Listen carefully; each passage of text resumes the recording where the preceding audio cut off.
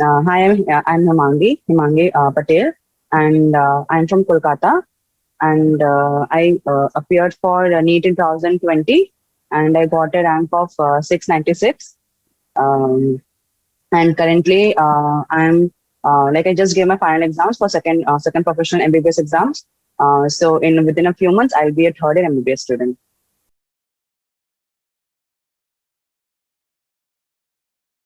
तो basically like बचपन से ही मेरे को बायो हमेशा से मेरा फेवरेट रहा था subject. And then like tenth के बाद भी मेरे कुछ फ्रेंड्स थे, वो लोग इंजीनियरिंग ले रहे थे। एंड उनसे ही लाइक पता चला मेरे को लाइक उनके एल्डर सिबलिंग्स थे वो कुछ के, तो वो लोग ये स्ट्रीम वगैरह में थे। एंड उनसे मेरे को मालूम पड़ा कि हाँ ऐसा एंट्रेंस एग्जाम कुछ होता है। एंड बचपन से लाइक हम लोग के इंडियन हाउस होल्ड में तो कॉमन है ही, ऑलमोस्ट हर पेरेंट के मुंह से सुनने मिल जाएगा कि हाँ एक बच्चा डॉक्टर हो या एक बच्चा इंजीनियर हो। तो वहां से फिर लगा कि हाँ ठीक है, बायो लेके ये सब पढ़ना होता है, फिर उससे हम लोग एमबीबीएस में घुस सकते हैं नीट के एग्जाम देके। तो वैसे ही मेरे को पता चला। एंड वैसे ही यहाँ वहां से थोड़ा फ्रेंड्स से थोड़ा पेरेंट्स से इन्फ्लुएंस होके वो हुआ कि हाँ ठीक है, फिर एमबीबीएस करते हैं, नीट देते हैं।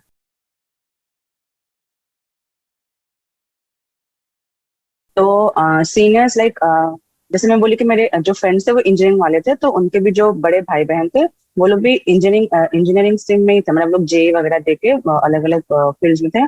तो मेडिकल के लिए तो एज सच कोई मेरा क्लोज इतना था नहीं। मेरे फ्रेंड्स ग्रुप में भी मैं ही थी अकेले। तो खाली लाइक मैं जब ट्यूशन भी ज्वाइन की तो कोई पर्टिकुलर कोचिंग नहीं था। मतलब जैसे प्रॉपर खाली बोले कि हाँ नीट के लिए पढ़ाते हैं हम लोग वैसे। फिजिक्स एंड केमिस्ट्री के टीचर्स थे वो लोग। एंड वो लोग एंट्रेंस के लिए पढ़ाते थे, और उस टाइम पर तो डब्ल्यू बी जे भी था। तो वो दोनों कंडक्ट करता था, जे एग्जाम भी एंड मेडिकल एंट्रेंस भी। तो हम लोग फिर उसी तरीके से उस ट्यूशन में हम लोग साथ में ज्वाइन किए थे।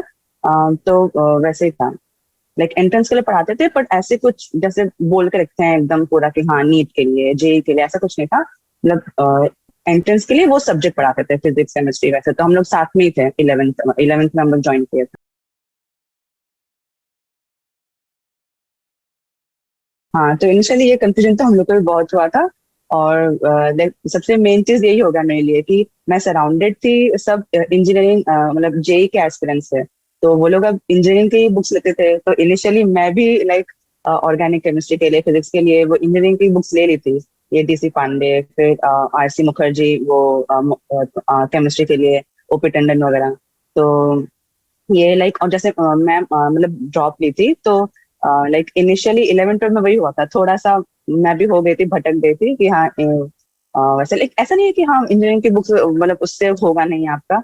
लेकिन लाइक अब क्योंकि हेविली एनसीईआरटी बेस्ड हो गई है ना, तो अब अगर आप एनसीईआरटी पे फोकस नहीं करके आप गुमराह हो जाओगे दूसरे सोर्सेज में, तो वो लाइक कहीं ना कहीं नुकसान कर सकता है थोड़ा सा। तो और मैं थोड़ी सी लॉस्ट भी थी इनिशियली। तो ठीक है, वो सब असाइड। तो हाँ, और ऐसे ट्यूशन के तो नोट्स वो प्रॉपर थे, उसमें कोई प्रॉब्लम नहीं था। लाइक ट्यूशन में मेन तो कॉन्सेप्ट है, तो अगर आपके कॉन्सेप्ट अच्छे हैं तो आपको कुछ प्रॉब्लम नहीं होने वाला है। लेकिन वही कि मैं थोड़ा सा एनसीईआरटी को फिर नेग्लेक्ट कर दी थी अपने 11 12 ईयर्स में। तो वो मैं बोलूंगी कि मेरी एक मिस्टेक थी। लेकिन वही कि कोई भी सीबीएसई का अगर बच्चा है स्पेशली, तो अगर वो स्कूल के साथ साथ एनसीईआरटी अच्छे से कर ले रहा है, 5 6 बार अगर स्कूल में ही आपकी एनसीईआरटी हो जा रही है, तो वो एक नीट का अगर स्पेशली अगर एस्पिरेंट है, तो वो आपके लिए बहुत बड़ा हाँ आपका मेजर सिलेबस कवरेज या प्रिपरेशन के लिए अगर आपका प्रिपरेशन हो गया, तो वो काफी हद तक हो जाता है अगर आप एनसीईआरटी बहुत अच्छे से किए हो।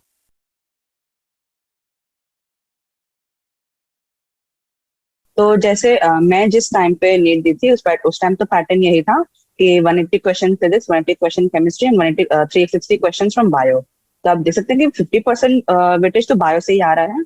And bio heavily fact based. हाँ लाइक आप हाँ जेनेटिक्स वगैरह में आपके कॉन्सेप्ट आते हैं, बायोटेक्नोलॉजी में कॉन्सेप्ट आते हैं, लेकिन उसके बावजूद भी बहुत ज्यादा फैक्चुअल सब्जेक्ट है ना बायोलॉजी।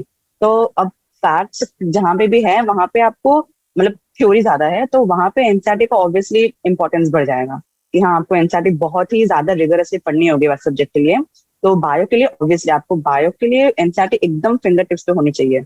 और like even physics and chemistry के भी जो थ्योरेटिकल चैप्टर्स हैं, जैसे सेमीकंडक्टर का चैप्टर फिजिक्स में, फिर आपका केमिस्ट्री में भी इनऑर्गेनिक एंड ऑर्गेनिक के कुछ कुछ जो ये थ्योरी बेस्ड क्वेश्चंस हैं, जैसे जो केमिस्ट्री इन एवरीडे लाइफ वगैरह थी। तो वो सब जो भी थ्योरी हेवीली थ्योरेटिकल चीजें हैं, फैक्चुअल बेस्ड चीजें हैं, उसके लिए आपको एनसीईआरटी बहुत अच्छे से करनी होगी। और जैसे मैं बोली कि जो कॉन्सेप्ट्स की बात है, अब साइंस तो कोई चेंज नहीं कर सकता ना, कॉन्सेप्ट्स तो सेम ही रहेंगे। तो उसके लिए हाँ, आप दूसरे बुक्स पे आपको जो अच्छा लग रहा है, जहां से पढ़ के आपको लग रहा है कि मेरे को अच्छे से समझ में आ रहा है कॉन्सेप्ट, क्योंकि एनसीईआरटी अब है तो कॉन्साइज ना। तो बहुत बार होता है, लाइक मैं भी पर्सनली फील की थी कि फर्स्ट टाइम रीड करने से समझ में नहीं आता उतना अच्छे से। तो उसके लिए आप प्रेफर कर सकते हो दूसरे बुक्स। लेकिन जहां आपको इवेंचुअली आपको जो भी थ्योरेटिकल चीजें हैं, एग्जाम्पल्स वगैरह हैं या डायग्राम्स हैं, वो सब आपको बहुत ही अच्छे से प्रिपेयर करना होगा एनसीईआरटी से। एंड अब जो सीबीएसई का स्टूडेंट है, उसके लिए तो वही एडवांटेज है कि आपका तो स्कूल में भी हर एग्जाम में एनसीईआरटी से क्वेश्चन देगा। बोर्ड्स भी आपका हेवीली एनसीईआरटी बेस्ड है, लाइक डायरेक्ट क्वेश्चन देते हैं एनसीईआरटी से, जो बैक क्वेश्चन हैं, फिर एनसीईआरटी एग्जाम्पलर है। तो वही रहेगा कि आप एक तो साथ साथ आप 10 years पकड़ कर रखो अपने साथ, और 10 years से देखो कि कैसे एनसीईआरटी से क्वेश्चन आते हैं, क्योंकि एकदम डायरेक्ट क्वेश्चन एनसीईआरटी से भी नहीं दे देगा आपको सारा क्वेश्चन। बहुत सारे क्वेश्चन रहेंगे डायरेक्टली टेक्स्ट से, और कुछ कुछ बहुत ही अंदर से घुमा फिरा के भी देंगे। तो इनिशियली जब आप स्कूल में हो, तो आप अपने स्कूल के ही जो एग्जाम है छोटा मोटा, चाहे वो तुम्हारा यूनिट टेस्ट हो या इवन जो हाफ ईयरली वगैरह होता है, उस टाइम पे तो आप एनसीईआरटी कर रहे हो, तो एक बार आप एटलीस्ट ट्यूशन के एग्जाम, मतलब ट्यूशन के पैटर्न के हिसाब से, या आप अगर आपका ट्यूशन से आपको नहीं हो रहा है उतना, तो आप डायरेक्टली वो पास्ट ईयर जो पेपर होता है नीट का, वो आप निकालो, और चैप्टर स्टार्ट करने से पहले एक बार देखो कि क्या पूछ रहा है। उससे समझ में आएगा कि मेरे को एनसीईआरटी कैसे रीड करनी है। तो उसके बाद से आप उसको लाइक पढ़ना स्टार्ट करो, एंड लाइक कम से कम 5-6 टाइम्स आपको एनसीईआरटी रीड करनी ही होगी, ताकि आपको वो ग्रिप आए कि हाँ, फटाफट फटाफट रिकॉल करके एग्जाम में आंसर कर पाओ। एंड जैसे मैं बोली कि एनसीईआरटी का जो बैक क्वेश्चन होते हैं, वो आपका बोर्ड्स में एंड जो एमसीक्यूज है एग्जाम्पलर में, like same to same question भी देते हैं बहुत बार। तो वो सब बुक्स भी आप सॉल्व करो। एंड जो एनसीईआरटी एग्जाम्पलर है, उसके भी कुछ क्वेश्चन काफी कॉन्सेप्चुअल है। तो वो अगर आप वो करोगे, तो आपको इवन ठीक से कॉन्सेप्ट समझ में भी आपको हेल्प होगा। तो वही कि आप पीवाईक्यू पहले देखो, उसका ट्रेंड समझो, उसके हिसाब से आप चैप्टर रीड करना स्टार्ट करो, एंड उसके जो back and chapter and questions हैं, वो भी साथ में सॉल्व करो।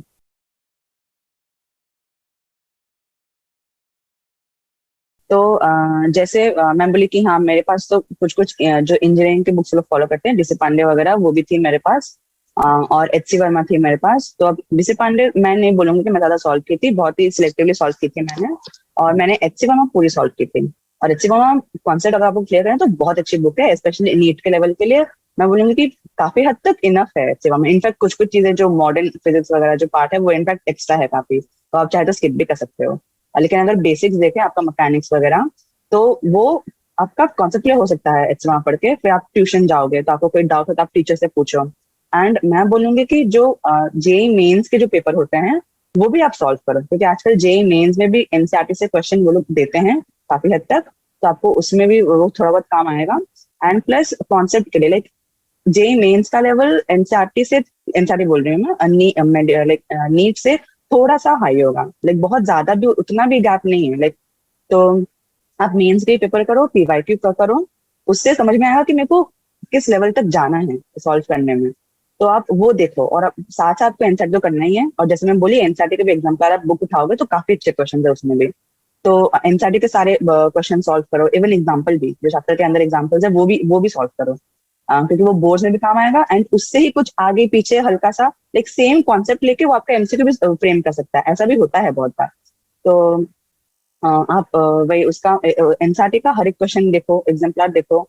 एंड वही अगर आपको ऐसा फील हो रहा है कि जैसे मैं बोली कि एनसीईआरटी थोड़ा कॉन्साइज होके आपका कॉन्सेप्ट में भी क्लियर ना हो, तो आप उसके लिए जेई मेंस में क्वेश्चन कर सकते हो। एंड जैसे मैं एचएमआर फॉलो की थी, तो आप वो कर सकते हो। एंड अगर आप कोई भी, अगर आप अपने टीचर से आप पूछोगे, अगर वो आपको कोई दूसरा रेफरेंस बुक बोल रहा है फॉलो करने के लिए, तो आप कॉन्सेप्ट के लिए वैसे देख सकते हो उसमें। ये डीसी पांडे अच्छा बुक है, फिर एचएमआर अच्छा बुक है। एंड बहुत लोग बीएम शर्मा में चले जाते हैं, बट आई गेस वो थोड़ा ज्यादा हो जाएगा, लाइक फिर आप लॉस्ट हो सकते हो, क्योंकि उसमें बहुत वास्ट है वो। तो वैसे मतलब अपना, इसलिए इसलिए मैं बोली कि पीवाईक्यू करना बहुत इंपॉर्टेंट है, क्योंकि आपको मालूम होना चाहिए कि आपको किस स्टैंडर्ड तक आपको लाइक क्या स्टैंडर्ड आपको मेंटेन करना है। उससे बहुत दूर भी नहीं जाना है, और उससे नीचे तो बिल्कुल भी नहीं जाना है।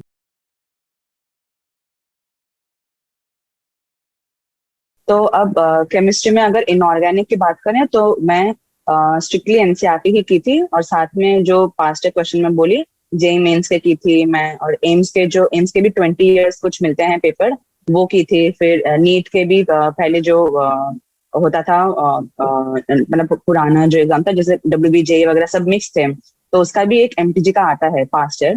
तो मैं एनसीईआरटी के साथ वो सब सॉल्व की थी। तो उससे मेरे को कहीं कहीं अगर मिलेगा कि हाँ ये एक्स्ट्रा एक कुछ मिला मेरे को फैक्ट, तो लाइक सपोज कोई एक क्वेश्चन है जो एनसीईआरटी में नहीं है लेकिन वो बहुत रिपीट हो रहा है पास्ट ईयर में हम लोग को, और ऐसा भी होता है, ऐसा नहीं है कि खाली नीट का मतलब मेडिकल का ही क्वेश्चन मेडिकल में रिपीट होता है, ऐसा नहीं है। जो ऐसे फैक्चुअल क्वेश्चन हैं वो चाहे ये इनऑर्गेनिक हो या ऑर्गेनिक, मैं ये ऑब्जर्व की थी कि ये बहुत बार एम्स का रिपीट होता है नीट में, बहुत बार मेंस का भी रिपीट होता है, मतलब जेई मेंस का क्वेश्चन भी रिपीट होता है मेडिकल में। तो इसलिए ऐसे सब अब मेरे पास टाइम इतना था नहीं, मैं ड्रॉपर थी, तो अब बहुत ज्यादा एक्सप्लोर नहीं कर सकते हैं आप ये फैक्चुअल चीजों में, आपको एनसीईआरटी को स्टिक करना है। एंड इसलिए मैं पीवाईक्यू क्वेश्चन सॉल्व की थी, और मैं देखी कि ऐसा कोई क्वेश्चन है कि हाँ वो बहुत रिपीट हो रहा है और वो एनसीईआरटी में नहीं मिल रहा है, तो वो क्वेश्चन आप अपने टीचर को अप्रोच करके आप पूछ सकते हो। और अब तो लाइक गूगल में भी आपको बहुत, आप नेट पे सर्च करोगे आपको बहुत कुछ मिल जाएगा इसके रिलेटेड। तो अब वैसा कोई टॉपिक मिले आपको तो आप उसको मालिक हाईलाइट करके उसको पढ़ सकते हो, वैसे लाइक काइंड ऑफ रेट्रोस्पेक्टिव वे में, कि हाँ आप क्वेश्चन देखे, आपको क्वेश्चन में ये टॉपिक मिला कि इंपॉर्टेंट है, एनसीईआरटी में नहीं है, तो उसको आप थोड़ा और एनसीईआरटी के बाहर जाके कहीं से भी आप पढ़ लिए। लाइक इसमें मैं खुद इतना एक्सप्लोर नहीं की थी इनऑर्गेनिक के लिए। तो वही आपको अगर आपके टीचर जो सजेशन दे रहे हैं कोई बुक, तो आप वैसे फॉलो कर लो, या टीचर का ही नोट्स फॉलो कर लो, जो भी। एंड ऑर्गेनिक के लिए भी मैं एक चित्रंजन भक्त करके बुक आती है हम लोग के यहाँ पे, लाइक वेस्ट बंगाल में अब तो काफी यूज होती है वो बुक, बाहर के स्टेट का मेरे को इतना आइडिया नहीं है। तो वो चित्रंजन भक्ता जो बुक है वो मैं फॉलो की थी, स्पेशली वो मैकेनिज्म्स वगैरह समझने के लिए। एंड बाद में जब हम लोग इंडिविजुअल चैप्टर्स आए थे, जब रिएक्शंस पढ़ने थे, नेम्ड रिएक्शंस वगैरह, तो उस टाइम में मैं अपने टीचर के जो नोट्स थे उसको ही मैं स्टिक की थी। लाइक एनसीईआरटी तो करना ही है, और एनसीईआरटी के एक्स्ट्रा कुछ कुछ रिएक्शन जो सर पढ़ाए थे वो मैं सर के नोट्स तक ही लिमिटेड रखी थी, मैं उससे ज्यादा बहुत ज्यादा बाहर नहीं गई थी मैं। और हाँ, और जो प्रैक्टिकल कराते हैं हम लोग को स्कूल में, वो प्रैक्टिकल भी आप करो, बोथ इनऑर्गेनिक एंड ऑर्गेनिक। कभी कभार एक दो बार मैं देखी थी कि हाँ फास्टर में प्रैक्टिकल का भी क्वेश्चन कुछ कुछ पूछा था, जैसे कि हाँ ये क्या कलर चेंज होगा वगैरह वगैरह। तो उसके लिए आप प्रैक्टिकल भी आप अपना नॉर्मल स्कूल का जो प्रैक्टिकल होता है वही आप देख सकते हो वो सब के लिए।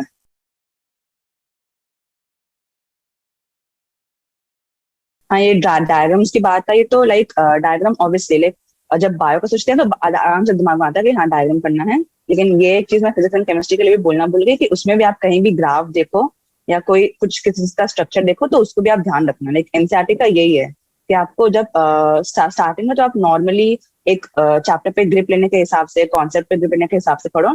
जब आपका एग्जाम आ रहा है तब मैं 2-3 मंथ पहले बोलूंगी कि आप उसमें जो टेबल्स वगैरह है, डायग्राम्स है, उसको भी एनालाइज करते हुए पढ़ो। कि अगर आप पहले भी कर पा रहे हो तो अच्छी बात है, लेकिन लाइक आपको एक बार तो कवर करना ही है उसको भी, क्योंकि बहुत बार ऐसा होता है कि जैसे डायग्राम में कोई एक चीज लेबल किया हुआ है या टेबल में कोई एक चीज मेंशन किया हुआ है जो डायरेक्टली थ्योरी में लिखा हुआ नहीं है, मेंशन नहीं है थ्योरी में, लेकिन उससे कभी कभार वो पूछ लेता है क्वेश्चन कि हाँ ये बताओ ये क्या होता है।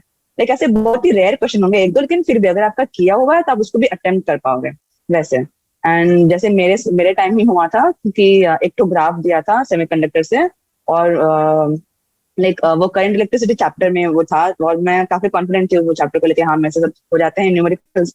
तो मैं जो लास्ट वीक था, लास्ट 2-3 दिन था, उस टाइम पे मैं वो चैप्टर खोली नहीं थी, लाइक थ्योरी पोर्शन में नहीं देखी इतना। और मेरे को उस टाइम एग्जाम में फिर वो ग्राफ मेरा रॉन्ग हो गया, तो वो बेकार का मार्क्स चला गया।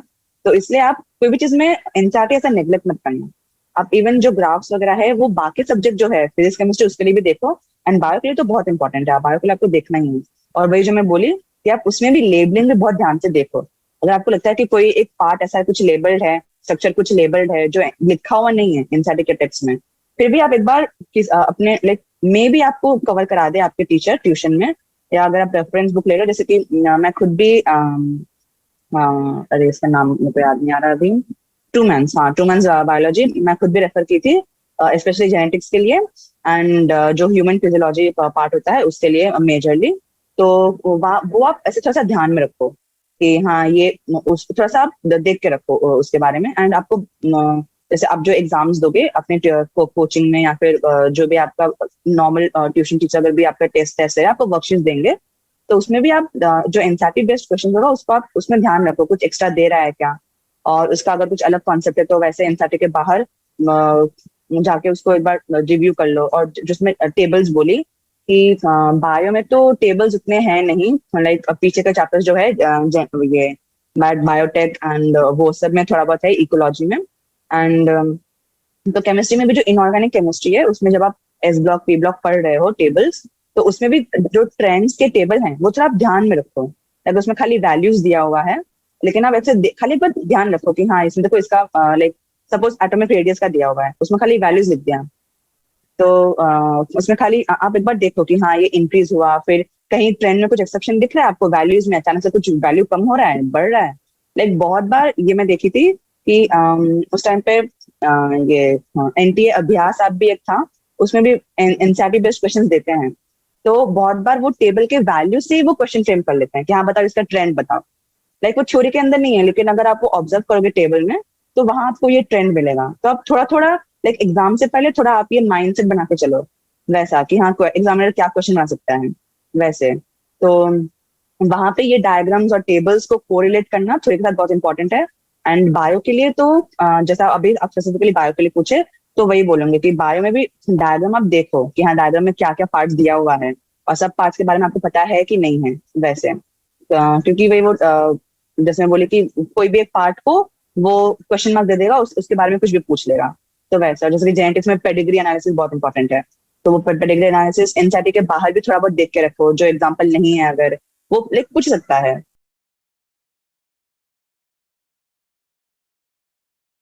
तो मैं अपने लाइक मिस्टेक से जो सीखी थी, जो मैं 11th 12th में की थी, कि एक तो थोड़ा सा मैं रिसोर्सेज में लॉस्ट हो गई थी, कि लाइक एनसीईआरटी थोड़ा सा भटक गई थी, एनसीईआरटी छोड़ के बाकी रिसोर्स में ज्यादा वो इम्पोर्टेंस दे देती। तो वो एक आपको नहीं करना है। लाइक जैसे मैं बोली कि रेफरेंस बुक करना कोई गलत बात नहीं, जितना प्रैक्टिस करोगे उतना आपका स्किल एनहांस होगा। लेकिन आपको याद रखना है कि आपको बहुत ज्यादा डेविएट नहीं करना है आपके मेन स्टैंडर्ड से। और प्लस अब जो सीबीएसई में जो स्टूडेंट है उसके लिए तो लाइक काफी इजी हो जाता है, क्योंकि आपका स्कूल एग्जाम में भी एनसीईआरटी फॉलो होगा, आपका बोर्ड्स में भी बहुत हेवीली एनसीईआरटी फॉलो होता है। लाइक एक दो क्वेश्चन आई गेस अगर आता होगा एनसीईआरटी के बाद से, तो आई डोंट नो, लाइक मैं रिसेंट पेपर्स नहीं देखी, लेकिन अपने टाइम के हिसाब से बोलूँ तो वही होता था कि मैक्सिमम क्वेश्चन तो एनसीईआरटी से आता था। तो आप एनसीईआरटी स्कूल के एग्जाम के लिए भी पढ़ रहे हो, तो साथ साथ में आपका एनसीईआरटी तो हो ही रहा है।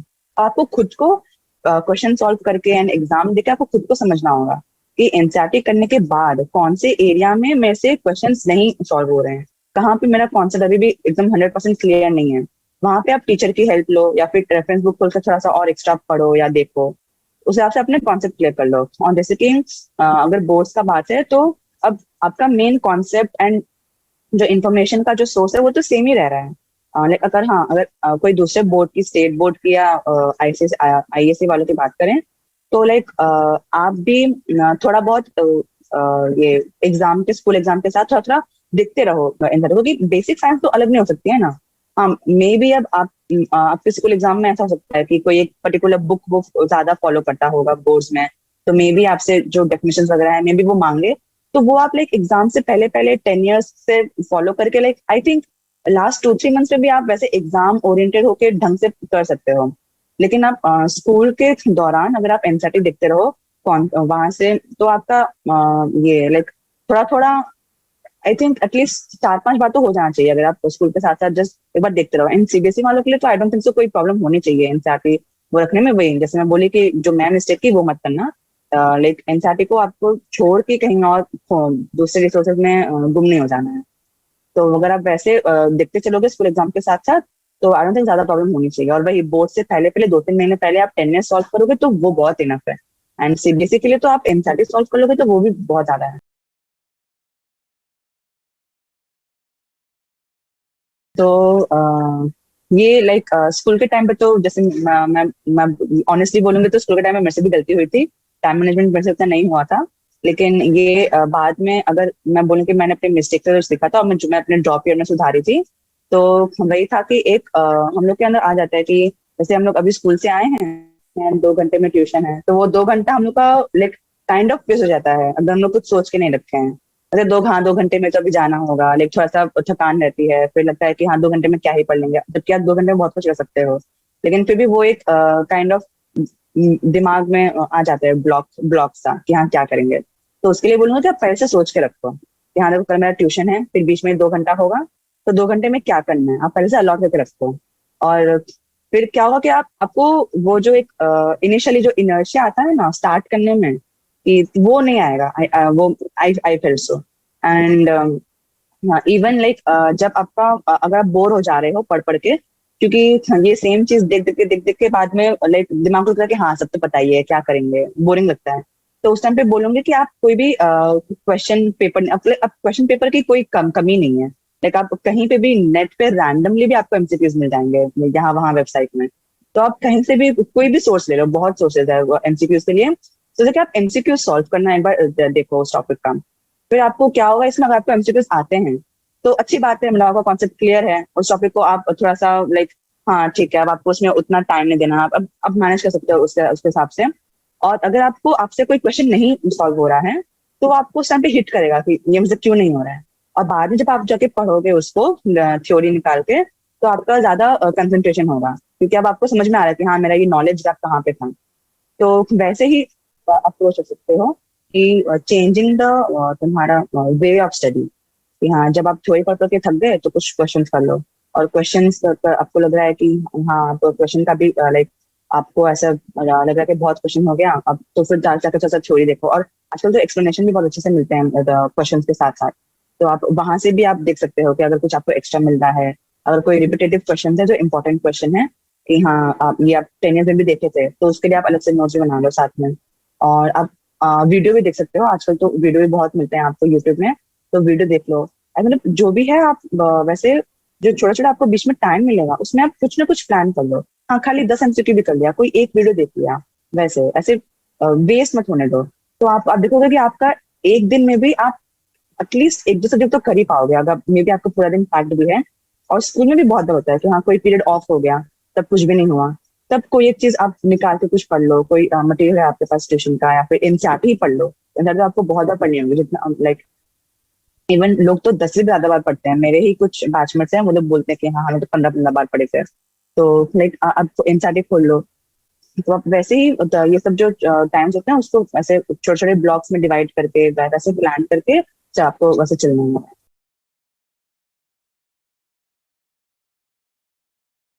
हाँ तो अब ब्रेक्स में लाइक आप हाँ यूट्यूब में तो आप मे बी कोई मोटिवेशनल वीडियो देख सकते हो। आजकल तो बहुत एमबीबीएस स्टूडेंट्स भी अपना लाइक डे शेयर करते रहते हैं, और व्लॉग्स वगैरह होते हैं। तो अगर आपको लगता है कि हाँ तो उसके लिए आपको उस टाइम पे कुछ मोटिवेशन या इंस्पिरेशन चाहिए, तब वैसे देख सकते हो। या फिर इंस्टा में भी आजकल बहुत ग्रुप्स बने हुए हैं कि हाँ ये नीट प्रिपरेशन के लिए, या फिर इवन ये मेडिकल के लिए भी हम लोग देखते हैं। तो वो लोग अपने शेड्यूल शेयर करते हैं, या फिर कुछ कुछ होते हैं वो लोग जस्ट एमसीक्यू शेयर करते हैं उसमें।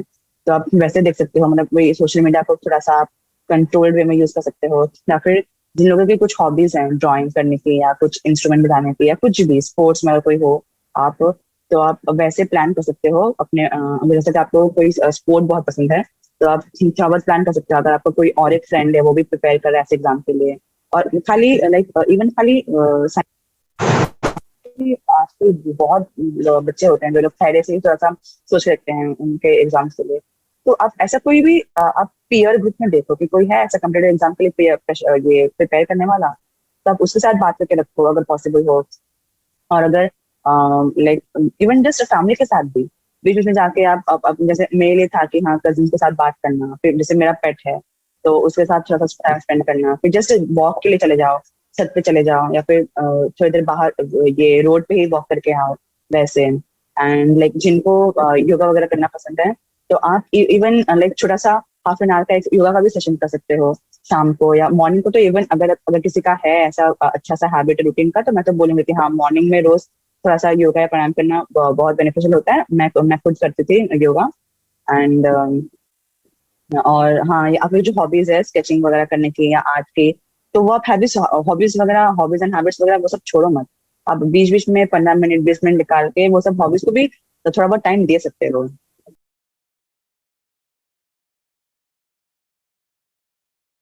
हाँ, ये टेस्ट का ही बहुत इम्पोर्टेंट है, जो मैं बोली थी कि जैसे मैं ही दूसरे रिसोर्सेज को लेके जो गुम हो गए थे, उसका मेन रीजन टेस्ट ही था। क्योंकि मैं अपने फ्रेंड लोग के साथ जब ज्वाइन की थी ट्यूशन, तो वो जैसे मैक्सिमम बच्चे वहाँ पे इंजीनियरिंग के बच्चे थे। एंड उस टाइम पे तो लाइक एम्स भी था, तो आप वहाँ उस टाइम पे यही कॉन्सेप्ट था कि हाँ, अगर आप अपना मेंस के हिसाब से अपना लेवल रख रहे हो फिजिक्स में, केमिस्ट्री में, तो आप एम्स में आपको बेनिफिशियल होगा, वैसे जैसे मानते थे। तो इसलिए उस टाइम मैं भी जब शुरू की, तो वैसे ही माइंडसेट था कि हाँ, पूरा अच्छे से कॉन्सेप्ट करना है, तो सारी बुक्स वगैरह ले ली थी। और इसलिए कहीं ना कहीं एनसीईआरटी को नेग्लेक्ट कर देते मैं इनिशियल डेज में। और बाद में भी होता था कि अगर कोई एग्जाम में नंबर कम आ जाए, लाइक स्टार्टिंग में तो फुल सिलेबस एग्जाम लेते भी नहीं है, वो लोग आपका चैप्टर वाइज एग्जाम लेंगे या फिर छोटे छोटे यूनिट्स में लेंगे। तो वो लोग अब पूरा का जो भी, अगर 180 मार्क्स का वो लोग पेपर बना रहे हैं, तो वो पूरा एक ही चैप्टर से होगा। तो अब वो लोग बहुत इन डेप्थ क्वेश्चन देते हैं, कुछ कुछ बहुत डिफिकल्ट समझ दे देंगे आपको, जो आपसे हुआ नहीं। आप सोचोगे हाँ, मेरा ये वीक है बहुत सब्जेक्ट, तो उसके लिए आप बड़ी बड़ी किताब निकाल के आप बैठ जाओगे, तो उसमें टाइम वेस्ट हो जाता है बहुत बार। तो इसलिए मैं अब बोलती हूँ सारे जूनियर्स को कि आप इसलिए पहले से 10 years आप देख के रखो। इवन अगर आपका जब आप चैप्टर स्टार्ट भी नहीं किए हो, तब भी आप थोड़ा सा देख के रखो कि हाँ, कि क्या क्या लेवल का क्वेश्चन आता है, वो आपको समझ में आएगा। ताकि जब आपका ये सब एग्जाम वगैरह ले और आपके कम नंबर भी आए, तो आपको खुद से लाइक ये समझना होगा, एनालाइज करना होगा कि हाँ, मेरा ये यहाँ पे सम या कोई भी क्वेश्चन मेरा रॉन्ग हो गया, लेकिन क्या ये क्वेश्चन सच में आएगा मेरे एग्जाम में, ऐसा लेवल का डेटा भी है। या आपको बहुत ही माइंडफुल रहना होगा इस चीज को लेकर। अगर वो क्वेश्चन कभी भी नहीं आएगा आपके एग्जाम में, कोई जे एंड पे दे दिया, ये लोग करती हैं कोचिंग वाले। लाइक जब वो लोग इनिशियल डेज में जब वो लोग बनाते हैं, तो वो बहुत उल्टा पुल्टा क्वेश्चन देते हैं यहाँ वहां से। तो आपको इसको लेके बहुत ध्यान रखना है कि हाँ, वो एक नंबर कम आ गया तो वो एक दो सम के लिए आपको खो नहीं जाना है। इवन 10 years में भी, ये हम लोग को पीजी एग्जाम के लिए भी बोलते हैं, इवन यूजी में भी एक दो क्वेश्चन वो लोग उल्टा पुल्टा देते हैं, वो like speed breaker question kind of होता है वो। तो उसको लेके बहुत परेशान नहीं होना। लाइक उसको छोड़ के आप बाकी क्वेश्चन देखो ना, जो आपके इजी एंड मॉडरेट क्वेश्चन थे, वो आपके पूरे 100% हो रहे हैं। तो आपको अपना थोड़ा सा दिलासा दो कि हाँ, ठीक है, मेरा लेवल खराब नहीं है। अब उसके बाद आपको जब एक बार वो फाउंडेशन आप अच्छे से कर लिए हो, आपसे सिंपल एंड मॉडरेट लेवल के क्वेश्चंस हो रहे हैं अच्छे से, उसके बाद आप और अगर आपको लेवल हाई करना है अपने कैलिबर के हिसाब से करो ना, उसमें उसमें कोई दिक्कत नहीं है। लेकिन वही आपको ये नहीं करना है कि आप हार्ड हार्ड जो बोलते हैं ना, एक्स्ट्रा एज क्वेश्चन, वो करने के चक्कर में आप एनसीईआरटी भूल गए, और वो जो ये स्ट्रेट डायरेक्ट क्वेश्चन देते हैं एनसीईआरटी के, आप बाद में वो नहीं कर पा रहे, तो कोई मतलब ही नहीं है। तो इसलिए बहुत इंपॉर्टेंट है कि आप 10 years फॉलो करो, अपना लेवल समझो कि क्या लेवल का क्वेश्चन देगा, और उसके हिसाब से आप एनसीईआरटी को अच्छे से कवर करो, फाउंडेशन बनाओ अपना। और उसके बाद आपको और कॉन्सेप्ट अच्छा करना है, तो उसमें कोई दिक्कत नहीं है, वो आप कर सकते हो।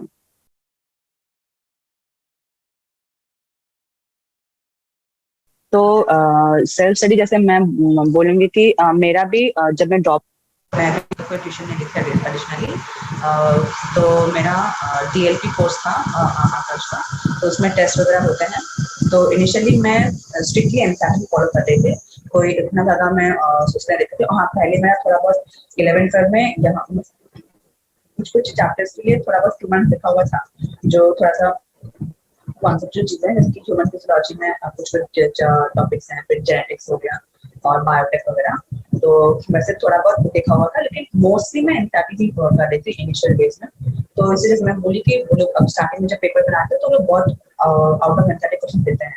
तो स्टार्टिंग में मेरा बेस आया, मेरा बहुत बार 290 300 ये था स्कोर मेरा फाइव में।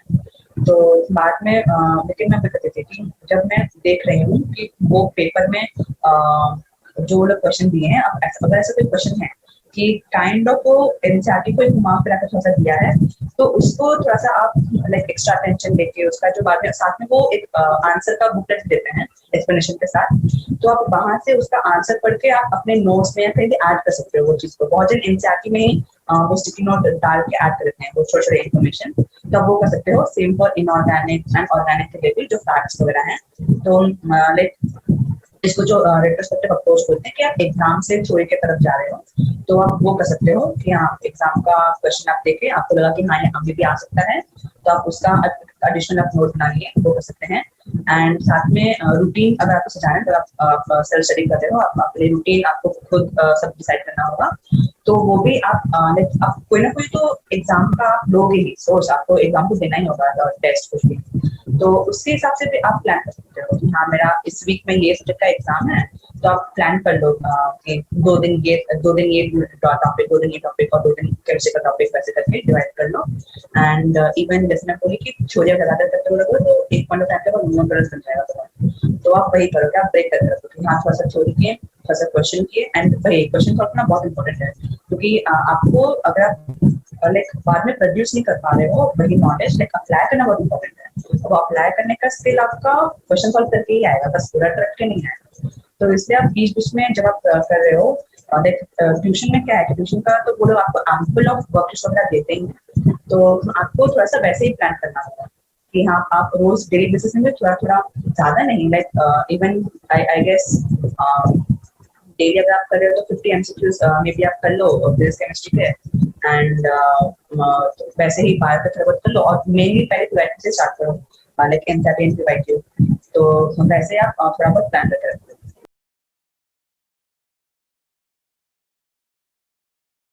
ज्यादा डेविएट करना, आपका जो एग्जाम का जो स्टैंडर्ड है उससे ज्यादा डेविएट कर जाना, एक वो मिस्टेक मेरी हुई थी। एंड दूसरा मैं बोलूँगी कि मेरा 11th 12th जो था, तो मैं after amount of test and MCQ follow उतना नहीं किया, उतना उसका इम्पोर्टेंस नहीं दी। तो जब मैं फर्स्ट टाइम जब मैं हिंदी एग्जाम, तो मेरे को टाइम मैनेजमेंट का बहुत इशू था, तो वही मैं बात भी करेक्ट की थी कि जब मैं फाइनल करने करते मैं जब एग्जाम दे रही थी, तो मैं ओरिजिनली तो इनिशियली तो मई में होता है एग्जाम, तो मैं फेब से ही रोज एक पेपर सॉल्व करना स्टार्ट की थी, और आपको 10 इयर्स बहुत मिलेंगे। आप एम्स के अगर 10 इयर्स ले लो, और साथ में ये खाली मेडिकल का जो होता था पहले एग्जाम, उसका नीट का, उसका आपको बहुत क्वेश्चन मिलेंगे, तो आप हर 2-2 दिन में, या इवन हर दिन भी इम्पोर्टेंट नहीं है, आप हर 2-2 दिन में डेवलप करो, या फिर वीक में 2-3 बार कर लो, तो वो भी इनफ है, लेकिन पेपर सॉल्व करो और पूरा टाइम टाइम देना है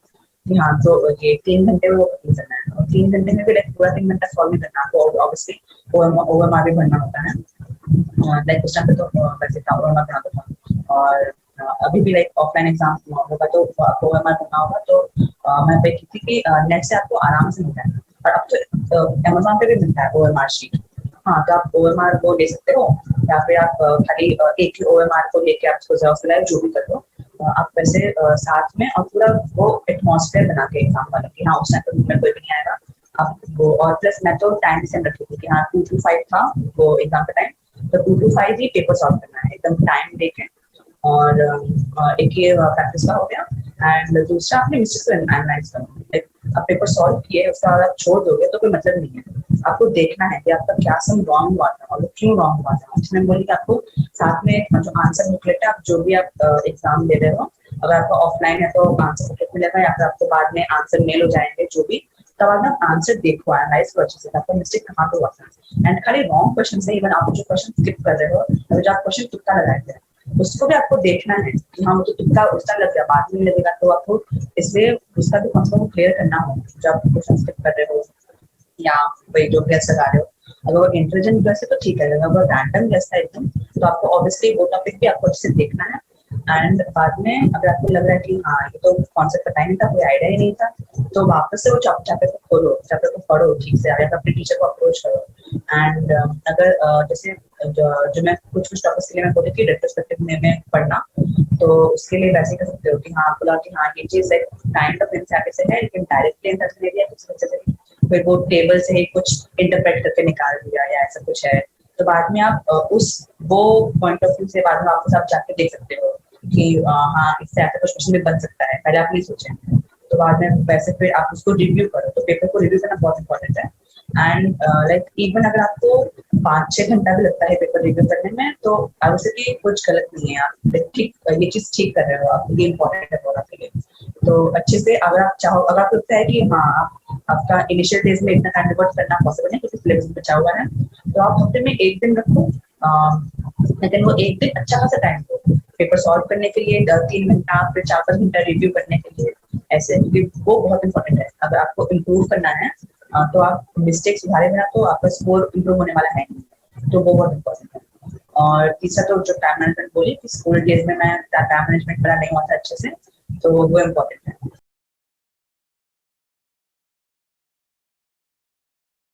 लाइक जैसे मैं तो बोले कि मेरे को जो भी मालूम पड़ा सब एग्जाम के बारे में वो सब मेरे फ्रेंड्स के थ्रू था। मेरी एक फ्रेंड है उसकी की थी वो इंजीनियरिंग मतलब अब तो लाइक की थी उस टाइम पे। तो खाली वही एक हम लोग को पता था कि यहाँ से कुछ होता है, मेरे लिए तो वही वही थी खाली। और तो वही लाइक नाइन तो मेरे को अंदाजा भी नहीं था। लाइक मेरी मेरी फैमिली में है ऐसे इंजीनियर, लेकिन कभी इतना वैसे कभी बात ही नहीं थी इतना ज्यादा, बस नॉर्मल जैसे स्कूल के लिए पढ़ते हैं बच्चे थे एकदम, तो वही स्कूल के लिए पढ़ते थे, कुछ इतना नॉलेज था ही नहीं। एंड इवन 10th के बाद भी हम लोग जो नॉर्मल टीचर्स के पास ट्यूशन लिए थे एंड कोचिंग नहीं लिए थे, वो हम लोग के टीचर ही सजेस्ट करते स्कूल के टीचर कि तुम लोग एक बार नॉर्मल ट्यूशन ही लेकर रखो। लाइक इवन बहुत सारे टीचर्स होते हैं जो लोग आपको प्रॉपर अप्रोच के साथ पढ़ाते हैं एंट्रेंस एग्जाम्स के लिए। तो उनके ही एडवाइस से हम लोग लाइक आकाश वगैरह हम लोग ज्वाइन नहीं करते, जो बड़े बड़े इंस्टीट्यूट्स हैं वहाँ हम लोग नहीं करते हैं। और इस पे लाइक ये काफी मतलब आई डोंट थिंक सो ऐसा कुछ है, कुछ सही गलत कुछ नहीं है इसमें, बस ये लाइक वो हम लोग को एडवाइस दी थी, उनका पर्सनल एडवाइस था और हम लोग वही फॉलो किए थे। और बस हाँ, गलती खाली मैं वही बोलूंगी कि मेरे को उसके साथ साथ एक टेस्ट सीरीज ज्वाइन करना चाहिए था जो मैं नहीं की थी इनिशियली। क्योंकि अब जैसे बोली कि वो सर जो है वो कुछ पर्टिकुलरली नीट के लिए या फिर पर्टिकुलरली जे के लिए ऐसा नहीं था। तो आपको पैटर्न मालूम होना बहुत इम्पोर्टेंट है अपने एग्जाम का कि मतलब क्या लेवल का क्वेश्चन है वगैरह है। तो इसलिए मैं बोलूँ कि आप एक टेस्ट सीरीज ज्वाइन कर रखो। एंड ये भी है कि आप टेस्ट सीरीज के लिए ज्यादा सीरियस रहोगे फर्स्ट ऑफ ऑल, एंड दूसरा भी कि उसमें आपको रैंकिंग भी मिलेगी। तो आपको वो भी लाइक आपका जो भी गोल होगा, अगर आपको एग्जाम बस क्लियर करना है या फिर आपको अच्छा रैंक लाना है, उसके हिसाब से आपका बाकी कंपटीशन में आप कहाँ स्टैंड कर रहे हो वो भी जानना इम्पोर्टेंट है। तो उसके लिए मैं सजेस्ट करूँगी कि आपको एक टेस्ट ज्वाइन कर रखूँ। एंड तो वही था। एंड क्लास तो अब आजकल हम बहुत लोग 9-10 से करते हैं, लेकिन आई डोंट थिंक सो बताएं लाइक ये काफी सब्जेक्टिव इसमें व्यू हो सकता है सब लोग का। लेकिन मैं बस सोचती हूँ कि अगर आप बस लाइक अच्छे स्टूडेंट रहो, लाइक डिसिप्लिन रहो, चैप्टर्स अगर आपको लाइक सब्जेक्ट से प्यार है, आप लाइक जस्टिस दो सब्जेक्ट्स को अच्छे से। लाइक अगर आप कॉन्सेप्चुअली पढ़ रहे हो, बस लाइक एग्जाम मार्क्स आने के लिए नहीं, अगर आप दिल से पढ़ रहे हो तो 9-10 में को आपको टेंशन लेने की आई डोंट थिंक सो जरूरत है। फिर आप 11th में आके हाँ थोड़ा सा जैसे मेन आपको कुछ एग्जाम के लिए ऐसा कुछ अलग नहीं है, आपको मेन तो चैप्टर ही अच्छे से समझना होगा और साथ में क्वेश्चन प्रैक्टिस करना है। तो उसके लिए ऐसे कि आप खुद से भी कर सकते हो, इंस्टीट्यूट लॉन्च कर सकते हो। अगर आपको लगता है कि हाँ आप डिसिप्लिन हो बहुत, तो आप खुद से ही कर लो, खुद से ही शेड्यूल बनाओ। हर वीकली आप एग्जाम मतलब कहीं से कोई एक बुक से या फिर जो आप टेस्ट ज्वाइन किया वहां से एग्जाम दे दो वीकली वीकली।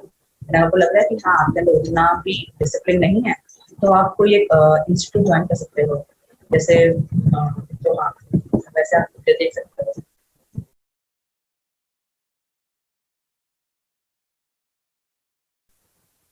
तो लाइक अगर मैं अपने जैसे मैं अपने मिस्टर से गाना तो कवर कर ली हूँ मोटा मोटी। तो लाइक वही बोलूँगी कि आप उसका ध्यान रखो, आप अपने एग्जाम के बारे में आप नॉलेज रखो कि क्या स्टैंडर्ड आपके एग्जाम का, उसके हिसाब से आप अपने प्रिपरेशन का ये जर्नी डिसाइड करो कि क्या कैसे सॉल्व करना है, कैसे रिसोर्स लेना है। एंड बस ये बहुत ही आपको खुद को एसेस करना होगा कि हाँ अगर मेरा कॉन्सेप्ट क्लियर हो जा रहा है ये सोच से ज्यादा डेविएट मत करो। तो अगर हाँ मेरे से नहीं हो रहा है ये टेंशन करने के बाद भी ये क्वेश्चन, तो बाद में आप सिलेक्टिवली थोड़ा सा बाहर के सोर्सेज दे सकते हो। दूसरा टाइम मैनेजमेंट बहुत इंपॉर्टेंट है, जो मैं बोली कि अगर आपके पास एक फ्री ब्लॉक ऑफ टाइम मिल रहा है आपको, और अगर आप अनमोटिवेटेड या डीमोटिवेटेड फील कर रहे हो उस टाइम पे, आप लेजी फील कर रहे हो, तो बस ये इंटरनेट पे जाके ऐसे कोई वीडियो देख लो, कोई जो ऑलरेडी नीट एस्पिरेंट है या फिर कोई नीट क्रैक करके एमबीबीएस स्टूडेंट बन चुका है, तो आपको थोड़ा सा मोटिवेशन मिलेगा कि हाँ ऐसी लाइफ स्टाइल चाहिए बाद में, या फिर देखो ये भी एस्पिरेंट है ये ऐसे प्रिपेयर कर रहा है, तो आपको इंस्पिरेशन मिलेगा। और जो बोले कि पहले से प्लान कर रखो एक रात पहले से कि हाँ नेक्स्ट डे मेरे को ये बीच में 1 आवर मिल रहा है या बीच में 2 आवर्स मिल रहा है, उसको मेरे को वेस्ट नहीं करना है। तो उस टाइम पर मेरे को क्या करना है, ये चैप्टर पढ़ना है या फिर ये 2 पेज पढ़ना है या फिर ये थोड़ा बहुत एमसीक्यूज गो थ्रू करना है, या फिर इवन टेस्ट का एनालिसिस कर सकते हो बैठे बैठे। अब देख सकते हाँ ये क्वेश्चन रॉन्ग हुआ था ये वो। लाइक मैं तो बहुत बार इवन लाइक जब ट्रैवल करते टाइम बस में अगर आधा घंटा लग रहा है या 40 मिनट लग रहा है बस में, तो उस टाइम पे भी मैं बहुत बार डाउट्स से बैठती थी कि हाँ डाउट्स निकाल लो, उसके बाद में सोच लो, ये सब नहीं हो रहा था उस टाइम पे, तो बैठे बैठे क्या है टाइम पास कर रहे हो बस में। तो देख मतलब वैसे ही है, थोड़ा सा आपको बहुत ही ये ध्यान रख के आपको टाइम को यूटिलाइज करना होगा। टाइम सबसे इम्पोर्टेंट चीज है, ठीक है। अब देखिए सबके पास ही आप इतना ज्यादा इंस्टीट्यूट बन चुके हैं, इंटरनेट पे इतने सारे रिसोर्सेज अवेलेबल हैं कि आप कोई स्पेशल रिसोर्स यूज करना आपको एडवांटेज नहीं दे रहा अभी। और प्लस एग्जाम भी एनसीईआरटी बेस्ड है, एनसीईआरटी सबके पास है। तो सबसे मेन चीज यहाँ पे आ रहा है कि आपका डिसिप्लिन क्या है, आप कितना अच्छे स्ट्रेटेजी यूज कर सकते हैं, टाइम मैनेज कर रहे हो, वो सबसे बड़ा फैक्टर है अभी अभी के लिए जो कॉम्पिटिशन में अगर आपको आगे रहना है। आपको कंसिस्टेंसी मेंटेन करना बहुत इंपॉर्टेंट है। तो वो चीज आप रखो जो मेरा 11th में हुआ था। एंड 12th में आके जो मैं खुद भी गलती की थी कि आप बोर्ड्स को लेके बहुत ज्यादा वरी करते हो कि बोर्ड्स में क्या होगा, बोर्ड्स में क्या होगा। तो आपको इसलिए मैं बोली कि आप शुरू से ही एनसीईआरटी को ढंग से पढ़ के रखो। हाँ क्या हर एक जो आपका एग्जाम हो रहा है स्कूल में, तब ज्यादा भटको मत कि हाँ ये टीचर यहाँ से क्वेश्चन कराता है तो वो बुक खोलते हैं, बहुत बुक अवेलेबल है मार्केट में इवन बोर्ड्स के लिए। आपको उसके लिए खोना नहीं है, तो आपको याद रखना है कि मेन जो मेरा एग्जाम होगा सीबीएसई बोर्ड्स का, अगर सीबीएसई है तो उसमें एनसीईआरटी से ही देगा। तो आप पहले से एनसीईआरटी कर रहे हो तो ज्यादा अपने मन में विश्वास रखो कि हाँ मेरा बोर्ड्स भी हो जाएगा। लास्ट के 2-3 मंथ्स में आप बोर्ड्स का पेपर सॉल्व करना स्टार्ट कर दो, टेनिस पेपर कर लो, आपको बोर्ड बहुत अच्छा जाएगा। ये लाइक इतना अगर आप एनसीईआरटी किया और टेनिस किया, ये मैं गारंटी दे रही हूँ आपका बहुत अच्छा हो रहा है, तब उसका टेंशन मत लो। बहुत जन करते हैं, मैं भी करती थी ऐसे कि हाँ आप तो बोर्ड आ रहा है, बोर्ड पे ध्यान देना है, ये देख लेंगे।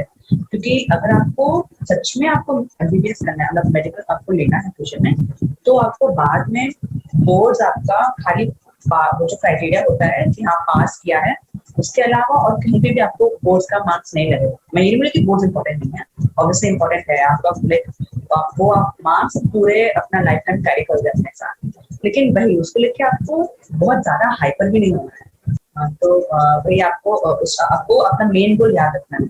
यहाँ आपको फाइनली आपको एमबीबीएस स्टूडेंट बनना है नीट देके।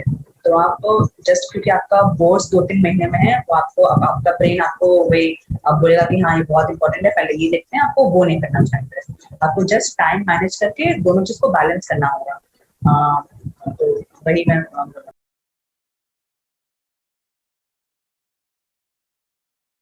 इससे अगर मैं पर्सनली बोलूँ तो मैं जैसे बोली कि मैं तो एक 2-3 मंथ्स पहले से ही रोजे पेपर सॉल्व कर रही थी, लेकिन ये उतना भी लाइक आपको करना ही है सिस्टम, वो इम्पोर्टेंट नहीं है।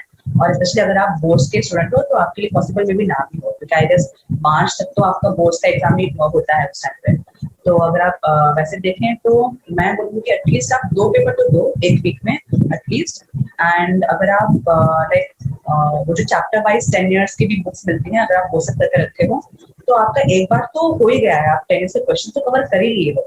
और उसके बाद आपको जस्ट एग्जाम से कस्टम होने के लिए वो लाइक वो ब्रेन को उसके साथ ट्रेन करने के लिए आपको टेस्ट देना है। जो मैं बोली वो जो आपको जो टेस्ट का टाइम होगा होपफुली अभी भी 2 to 5 ही है। लाइक अभी मैं लास्ट 2 ईयर से मैं इतना फॉलो नहीं की हूँ पैटर्न एंड ट्रेंड क्या है, तो लाइक जितना बता दे उतना ही होता है, 2 to 5 होता है। एंड वही एमसीक्यू पैटर्न है, तो आपको एमसीक्यू फॉलो सॉल्व करना है। एंड जो एडिशनल जो मैं एडवाइस दी कि ओएमआर फिल करना, क्योंकि आप पहले रियलाइज नहीं करते, लेकिन ओएमआर फिल करना भी अच्छा खासा टाइम लेता है, आपका 20 मिनट्स आराम से लेगा ओएमआर फिल करना। तो आप उसके लिए भी सोचो। एंड ओएमआर भी कैसे फिल करना है वो भी बहुत इंपॉर्टेंट है।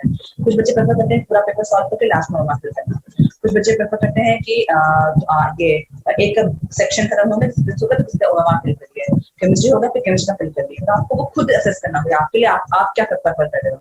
और जो मैं बोलूंगी कुछ लोग करते हैं साथ साथ करते हैं, वो तो मैं बोलूंगी कि मत करो कि लाइक क्वेश्चन सॉल्व साथ में करो, क्योंकि आपको बाद में रिव्यू करना होगा। जरूरी नहीं है कि आप उस टाइम पे सब क्वेश्चन एक ही बार में राइट दे रहे हो ऑब्वियसली। तो आप और आपका ऑफलाइन एग्जाम होगा तो आपके पास एकदम पूरा क्वेश्चन आपके हाथ में होगा, तो एक बार तो पूरा पेपर देखो। मे बी 1 से लेके पूरा 60 तक आप ना जा पाओ, तो एटलीस्ट जो आप एक सब्जेक्ट उठा रहे थे आप पहले फिजिक्स करते हो, हाँ ये भी ट्रैक करना कि पहले क्या करना है, पहले बायो करना है या पहले फिजिक्स करना है, पहले केमिस्ट्री करना है। मोस्टली सब पहले बायो करते हैं, क्योंकि वो एकदम फास्ट टेस्ट है, तो थोड़ा सा 1 मिनट में 20-30 क्वेश्चन कर सकते हो अगर आप अच्छे से प्रैक्टिस करते हैं। तो सबसे ज्यादा आपका टाइम मैनेजमेंट और टाइम सेविंग जो है आपको बायो में हो सकता है। तो इसलिए मैं खुद भी वही चीज करती थी और बहुत जन करते हैं, लेकिन वही सबसे इम्पोर्टेंट है कि आपके लिए क्या सही रह रहा है। और ये आप तभी समझ पाओगे जब आप पहले से सॉल्व करते आ रहे हो।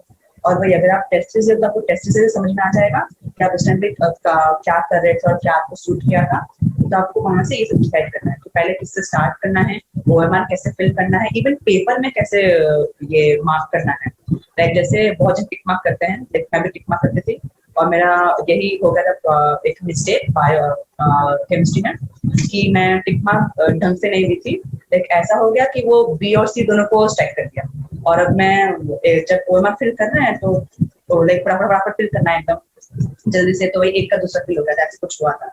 तो वही तब उसके लिए भी आप ध्यान रखो। उसके बाद मैं एडवाइस देती हूँ कि आप हॉरिजॉन्टली स्ट्राइक करो या फिर वहां पे भी सर्कल लगा के रखो कि वो एक ही क्वेश्चन वो ढंग से मार्क करे। ये सब छोटी छोटी चीजें, ये सब छोटी छोटी चीजें आपका फाइनली एग्जाम कैसा like on the day of the आप कैसा परफॉर्म करोगे अंडर प्रेशर वो डिसाइड करेगा। तो इसके लिए आपको एक मंथ पहले से पेपर सॉल्व करना इम्पोर्टेंट है। एंड आई गेस अगर आप 1 वीक में 2 पेपर दे रहे हो तो ठीक है, लाइक भाई आप पेपर दे रहे हो तो उसको अच्छे से रिव्यू करो और ये सब प्लान वगैरह अच्छे से करो। खाली नंबर ऑफ पेपर इंपॉर्टेंट नहीं है, आप उसको कैसे बाद में उसको अपने इम्प्रूवमेंट के लिए यूज कर रहे हो वो ज्यादा इंपॉर्टेंट है। तो एनालाइज करना इंपॉर्टेंट है। जब भी आप पेपर सॉल्व करो अच्छा खासा 8 आवर्स तो मिनिमम अलॉट करना ही होगा। यहाँ 3 घंटा का पेपर दिए फिर एटलीस्ट 4-5 घंटे तो लगेगा ही पेपर रिव्यू करने में, I feel so. And notes का भी लाइक आप ये एक हम लोग के जो एक आदित्य गुप्ता अगर कोई जानता होगा ये स्टूडेंट वो अभी ये एमडी परस्यू कर रहे हैं, वो एम्स दिल्ली में पढ़ते हैं। तो उनको मैं खुद भी फॉलो करती हूँ पीजी के एडवाइस के लिए। तो उनका ही बहुत अच्छा एडवाइस था एक कि आप जिस दिन आपका एग्जाम है आप उसके लिए प्रिपेयर नहीं कर रहे ये पूरा ईयर। आप ये पूरा ईयर वो एग्जाम से पहले के जो 10-15 दिन है आप उसके लिए प्रिपेयर कर रहे हो। उस टाइम के लिए आपको एक बहुत ही कंसाइज नोट्स रेडी करना होगा कि आपको 10-12 दिन में उसको फटाफट पे आप 2-3 बार पढ़ पाओ अच्छे से। और वो आप कैसे बनाओगे, आप सब कुछ तो भर नहीं सकते हो जो भी आप पढ़े हो थ्रू आउट 2 ईयर जर्नी। तो उसमें आपको वही याद रखना है कि फिजिक्स केमिस्ट्री में या फिर बायो में भी जो जेनेटिक्स वगैरह के क्वेश्चन है उसमें कोई कॉन्सेप्चुअल चीज है जो आपको थोड़ा सा टफ लगा था ड्यूरिंग आपका प्रिपरेशन, तो आप वो उसमें ऐड कर दो। या आप कोई ट्रिक लर्न किए हो कोई फास्ट सम सॉल्व करने की या इजी सॉल्व करने की, तो वो आप थोड़ा सा उसमें लिखते रखो कि आंसर क्वेश्चन है तो उसको ऐसे सॉल्व करना है। और जो बहुत ही कुछ फैक्चुअल चीजें हैं जैसे कि जो इनऑर्गेनिक में तो आपका ट्रेंड्स आ गया, वो आयन का साइज, एटम का साइज वगैरह वगैरह। फिर बहुत बार कलर पूछता है आयन का कि तो वो आप छोटा नोट्स डालती है कि जो आपको एकदम रट्टा मारने की चीज है वो आप एग्जाम से पहले कर सकते हो, उसको जस्ट रिव्यू करिए। तो वो आपका थोड़ा सा कॉन्साइज नोट्स बनाना है वैसा अपने डाउट्स का और अपना ये सब जो आपको याद नहीं रह रहा है कुछ कुछ फैक्ट्स है उसका। और ये बहुत ही पर्सनलाइज होगा ऑब्वियसली क्योंकि आपको बताओ कि हाँ ये मेरे लिए टफ है, ये मेरे को याद नहीं रहता है।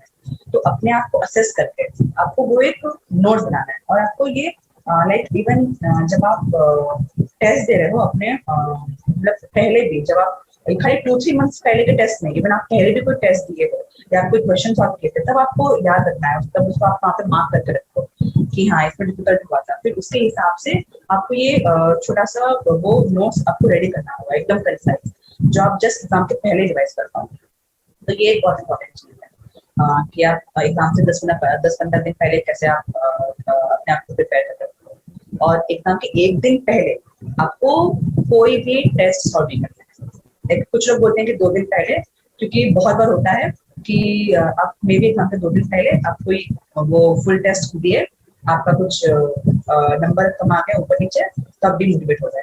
तो ये आपको बाद में एक्चुअल एग्जाम में अफेक्ट करेगा। और जबकि आपको पता है कि ये एग्जाम का कोई कोरिलेशन नहीं है आपके एक्चुअल एग्जाम से। तो इसलिए बहुत ही ऐसे एडवाइस देते हैं और ये मैं खुद भी फॉलो की थी कि एग्जाम के 2 दिन पहले कोई भी टेस्ट आपको नहीं देना है। एग्जाम के 2 दिन पहले बस आप जो करके रखे हो उसको आपको बार बार रिवाइज करना है, कुछ न्यू एक्सप्लोर नहीं करना है, कुछ न्यू एक्सप्लोर नहीं करना है। सोर्स कोई एग्जाम नहीं देना है, बस जो भी आप रिवाइज कर रहे हो मतलब जो भी आप पढ़ते रखे हो उसको रिवाइज करना है।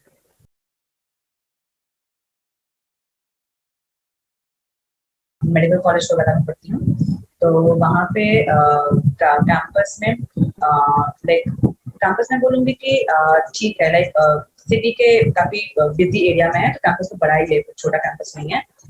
लेकिन लाइक बिल्डिंग से सराउंडेड है बहुत। और अभी हम हाँ ग्राउंड्स वगैरह भी है 1-2 एंड बाकी हम लोग के लेक्चर थिएटर्स जो है सब एसी, मतलब एनाटॉमी लेक्चर थिएटर को छोड़ के बाकी सब एसी है। लाइक एनाटॉमी लेक्चर थिएटर भी एक्चुअली उसके जो हेरिटेज को मेंटेन करने के लिए, वो ओरिजिनल स्ट्रक्चर मेंटेन करने के लिए वो लोग उससे ज्यादा रिनोवेट नहीं किए, क्योंकि जैसा आपको बताया कि साउथ ईस्ट इंडिया में ये लाइक बहुत ही पुराना हम लोग का ये मेडिकल कॉलेज है। तो एंड सीनियर्स का बात करें तो बहुत ही लकी है रहे हैं हम लोग कि हमें तो बहुत ही हेल्पफुल सीनियर्स मिले हैं। और जो रैगिंग का बात करें तो मैं तो एज अ डे स्कॉलर बिल्कुल भी फेस नहीं की हूँ, और जो थोड़ा बहुत वो लोग लाइक इंटरेक्शन होता है वो मोस्टली जानने के लिए, थोड़े बहुत मस्ती करने के लिए वैसे रहता है। लाइक अभी तक मैं कुछ वैसा प्रॉब्लमेटिक सा मैं कभी फेस नहीं हूँ, ना ही किसी फ्रेंड से सुनी हूँ। एंड स्टडी के मामले में तो बहुत बहुत हेल्पफुल सीनियर्स हैं हमारे। लाइक पूरा जो हम लोग को मटेरियल होगा, पीडीएफ वगैरह प्रोवाइड करना, इवन जो रिसोर्सेज हैं इंटरनेट में उसके लिंक्स प्रोवाइड करना। एंड इवन जब फर्स्ट में हम लोग थे तो बहुत कंफ्यूजन होता था कैसे पढ़ना है, क्या पढ़ना है। तो इवन वो लोग कुछ टेस्ट भी ग्रुप में लेते थे सीनियर लोग, एंड वो ग्रुप बना हुआ रहता है सीनियर्स के साथ ही। तो कुछ भी आपको डाउट अगर है तो आप वहाँ ग्रुप में शेयर कर सकते हो। एंड इवन ड्यूरिंग एडमिशन हम लोग के सीनियर्स वगैरह आए थे रिपोर्टिंग डे पे कि हाँ अलग अलग डिपार्टमेंट हम लोग को ऑब्वियसली पता नहीं होगा, तो वो हम लोग को वही लेके गए थे जो हम लोग का मेडिकल एग्जामिनेशन भी होता है बिफोर एडमिशन। तो उसके लिए भी अलग अलग वो डिपार्टमेंट्स लेके जाना, फिर एडमिशन के टाइम पे भी फॉर्म फिल करने में हेल्प वगैरह थोड़ी बहुत। तो हम लोग वैसे बहुत उसमें हेल्प किए थे।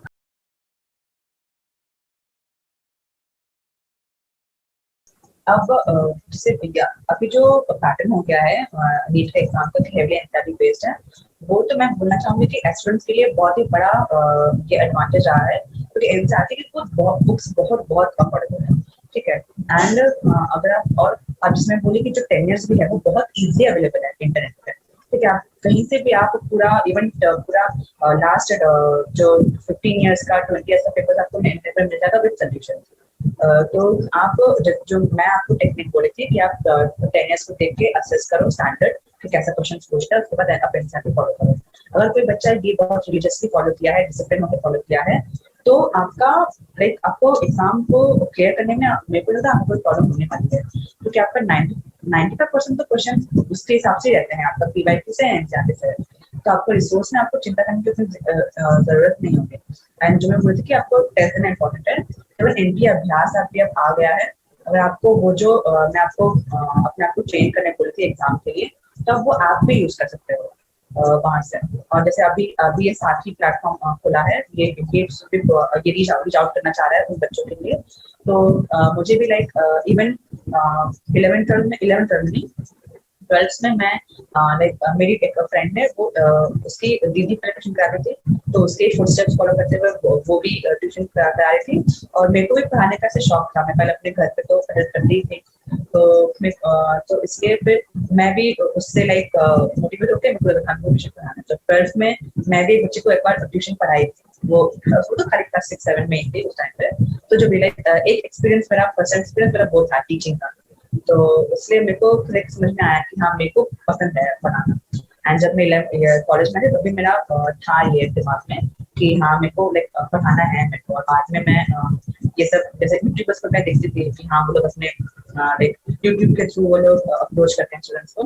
तो अब मेरा है कि मैं हूँ एक इंट्रोवर्टेड बहुत ही ज्यादा, तो मेरे लिए वो लाइक उतना यूट्यूब पे जाके सबके सामने प्रेजेंट करना थोड़ा सा मेरे लिए था कि हमें भी ना मतलब थोड़ा सा मैं हूँ शायद, तो वो मैं कभी कर नहीं पाई थी। फिर जब मैं ये मेरे को ये मेल आया था साथी का कि हाँ आप एक प्लेटफॉर्म के थ्रू आप कुछ ये अगर कुछ आपका ये जूम मीटिंग है या फिर कहीं कोई डाउट सॉल्व करना कोई फोरम पे जाके, तो हाँ इवन डाउट सॉल्विंग भी आपका जो ये अभी मेरे को याद नहीं आ रहा है फोरम का नाम, लेकिन उसमें भी मैं कुछ डाउट सॉल्व की थी इवन अपने नीट के जर्नी के टाइम पे।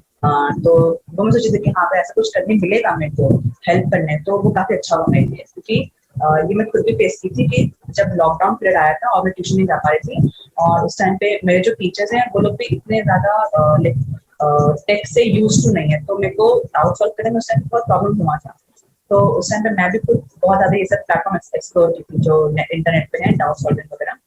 तो तब मेरे को लगा था कि हाँ कि वो उसे मतलब मैं एक ये लैक ऑफ हेल्प मैं फेस की थी कि मेरे को उतना हेल्प नहीं मिला था। तो इससे जब मेरे को ये मिला अपॉर्चुनिटी कि हाँ मे बी मैं ऐसे डाउट सॉल्व कर सकती हूँ किसी का, तो मेरे को लगा कि हाँ फिर ये करना चाहिए। एंड लास्टली ये भी कि जब ये एग्जाम के लिए प्रिपेयर कर रहे हो नीट के लिए, तो आपको लगता है कि हाँ एमबीबीएस में जाके, लाइक मैंने जैसे 12 सब्जेक्ट प्रिपेयर था, एंड 11th में फिजिक्स भी बहुत पसंद था, लेकिन 10th तक तो मेरा बायो ही लाइक एकदम अबव ऑल। तो बाद में लेकिन जब आप आ जाते हो नीट क्लियर करके, जब आप एमबीबीएस पढ़ रहे हो, तो बाद में आप बहुत मिस करते हो वो सब्जेक्ट्स, लाइक फिजिक्स केमिस्ट्री वगैरह, उसकी बहुत याद भी आती है। तो मेरे लिए था कि हाँ ये बहुत अच्छा अपॉर्चुनिटी होगा, किसी की हेल्प भी होगी और साथ में मैं वो सब्जेक्ट का टच में भी रहता हूँ।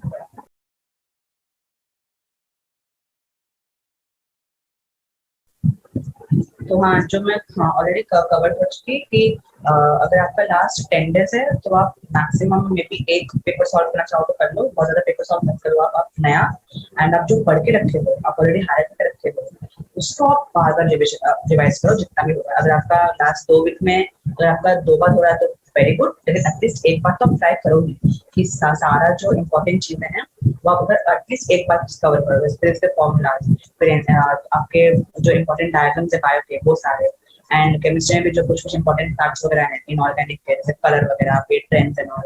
एंड एक आपको जो ऑर्गेनिक का मैकेनिज्म जो होता है, अगर आप नोट्स प्रिपेयर इसके कर रखे हो, मैं ये एडवाइस करूंगा अगर किसी क्लास 2 महीना अगर है तो जब आपके अगर मतलब फ्यूचर के स्टूडेंट्स के लिए अगर आपका 2 महीना आपका बचा है तो आप एटलीस्ट, मतलब पैसे नहीं किया होगा पैसे तो वेरी गुड, वरना एटलीस्ट उस टाइम पे ये थोड़ा सा वो नोट्स बनाकर रखो जिसमें से सारे फॉर्मूला लिखती है, केमिस्ट्री के सारे जो ऑर्गेनिक के नेम्ड रिएक्शंस है वो लिखती है, जो इम्पोर्टेंट मैकेनिज्म्स है सब वो लिखती है। एंड केमिस्ट्री में जो ये फैक्ट्स वगैरह हैं वो ट्रेंड्स वगैरह, एक्सेप्शंस बहुत इंपॉर्टेंट है, एक्सेप्शंस का आप लिस्ट कर लो। अच्छा आप छोटा छोटा लिस्ट बनाकर रखो एंड उसको रिव्यू करो। तो अभी जो स्टूडेंट ऐसे हैं जो लोग ये सब प्रिपेयर करके रखे हैं, तब उसको बार बार देखो, फिर इसके फॉर्मूला बार बार देखो, वो नेम्ड रिएक्शंस एंड जो फैक्ट्स वगैरह हैं केमिस्ट्री के वो बार बार देखो, जो डायग्राम्स है वो बार बार देखो। अभी कुछ भी न्यू एक्सप्लोर मत करो, जो आप करके रखे हो उसमें आपको कहीं पे लगे कि हाँ ये मेरा वीकनेस है, उसको ही बार बार देखो, कुछ भी नया नहीं करना है।